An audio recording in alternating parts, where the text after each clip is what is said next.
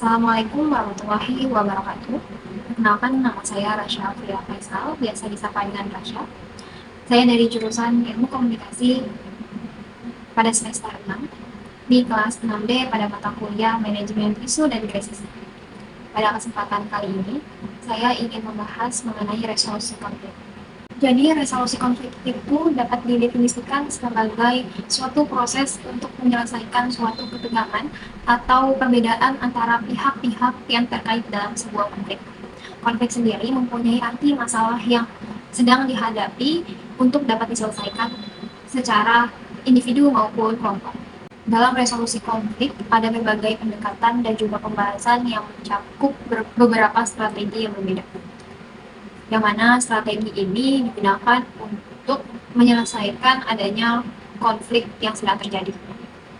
Di antaranya yaitu ada negosiasi, mediasi, arbitrase, diplomasi, pendekatan kolaboratif, pendekatan transformasional, pendekatan berbasis hak asasi manusia, penyelesaian konflik secara konstruktif, dan pendekatan keamanan.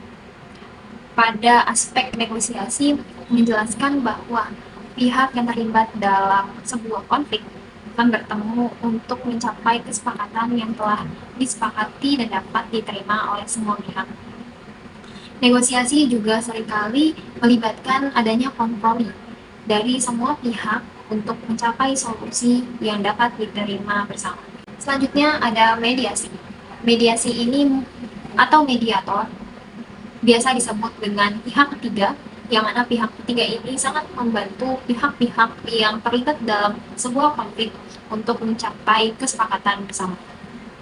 Mediator ini membantu memfasilitasi adanya komunikasi dan mencari solusi yang dapat diterima oleh semua orang yang terlibat dalam sebuah konflik. Selanjutnya ada arbitras. Dalam arbitras, pihak-pihak yang terlibat di dalam sebuah konflik menyerahkan keputusan kepada seorang arbitras netral. Arbitras ini akan membuat sebuah keputusan yang dapat mengikat untuk menyelesaikan sebuah konflik tersebut. Selanjutnya ada diplomasi. Diplomasi melibatkan upaya untuk menyelesaikan sebuah konflik antara negara atau pihak-pihak internasional melalui perundingan dan kesepakatan diplomatik. Selanjutnya ada pendekatan kolaboratif.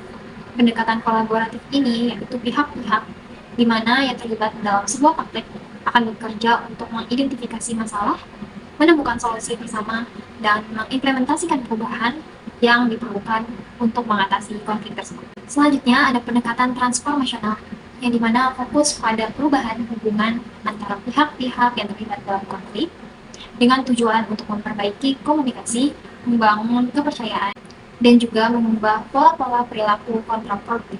Selanjutnya ada pendekatan berbasis hak asasi manusia, yang dimana melibatkan penekanan pada hak-hak asasi manusia sebagai bagian dari penyelesaian konflik, termasuk pada keadilan, rekonsiliasi, dan juga kompensasi bagi korban.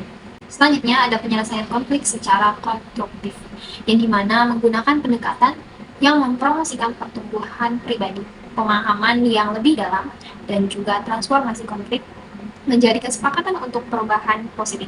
Dan yang terakhir ada pendekatan keamanan, yang mana pada pendekatan keamanan ini menjelaskan dan memfokuskan pada pemecahan konflik melalui pembangunan keamanan, baik itu keamanan fisik maupun keamanan sosial, dengan tujuan untuk mengurangi ketegangan dan juga meningkatkan stabilitas. Pembahasan resolusi konflik itu dapat beragam, tergantung dengan konflik yang sedang dihadapi, dan tergantung pada sifat konflik juga, baik pihak-pihak yang terkait dan juga konteksnya. Penting juga dalam memilih pendekatan yang sesuai dengan situasi yang dihadapi, serta memperhatikan kebutuhan dan kepentingan semua pihak yang terlibat pada sebuah konflik. Sekian yang dapat saya jelaskan mengenai resolusi konflik. Maaf apabila ada kesalahan kata dan saya ucapkan terima kasih. Wassalamualaikum warahmatullahi wabarakatuh.